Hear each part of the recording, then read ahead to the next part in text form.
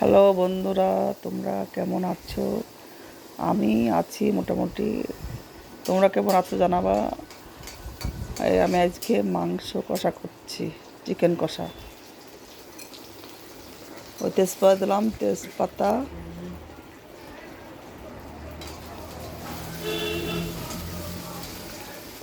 দিয়ে পেঁয়াজটা কষাচ্ছি। এবার আদা, এই এলাচ, লবঙ্গ, গরম মশলা দিলাম, তারপর কষাচ্ছি। কষা একটু কষিয়ে কষা হলে মাংস দিচ্ছি।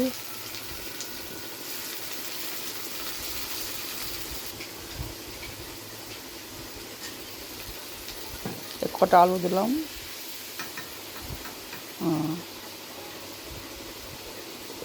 হলুদ গুঁড়ো, লঙ্কা গুঁড়ো, ধনে জিরে গুঁড়ো দিলাম সব। একটু তেল কম হয়েছিল, পরে আবার তেল দিলাম।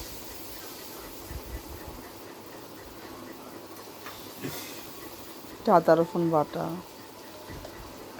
এটা একটু লবণ দিলাম। যদিও আমার গলার ভয়েসটা তো ভালো না।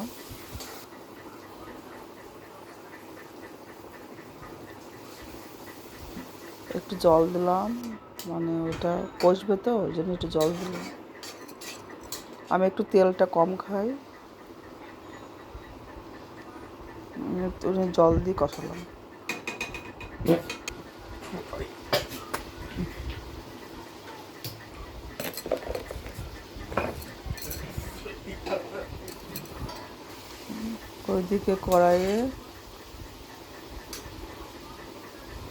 ওইদিকে একটা কড়াই চাপালাম, রান্না হবে।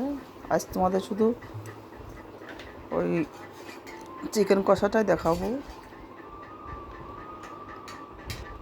এটা জল দিলাম, ওটা সিদ্ধ হবে। আজকে ওদিকে রান্না হচ্ছে, মানে হয়ে গেছে কাতলা মাছের মাথায় দিয়ে পটলের ঝোল।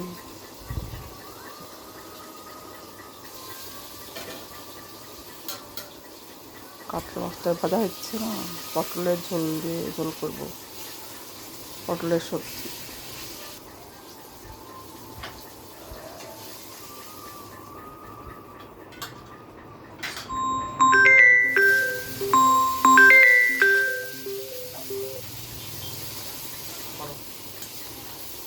সবজি হচ্ছে,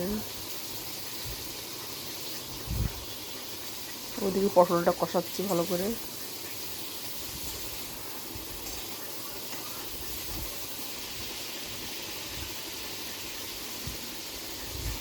আলু পটলের মানে কাতলা মাছের মাথা দিয়ে ঝোল হবে ওটা, আর চিকেনটা কষা হবে।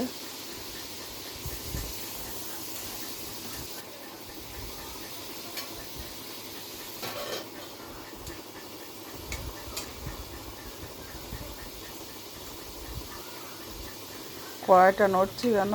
ওই মানে কড়াইটা কালো এই জন্য, কেন আগে চুলাতে রান্না হয়েছে, মানে মাটির চুলায়, সেই জন্য কড়াইটা কালো। আর ওটা তো ননস্টিক কড়াই।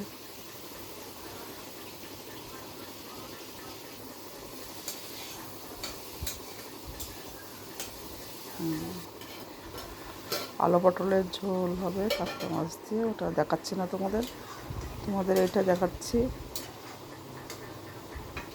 চিকেন কষাটাই দেখো, এরকম করে রান্না করবা, ভালো লাগবে, শরীরের জন্য ভালো। বেশি তেল মশলা শরীরের জন্য অতটা ভালো না।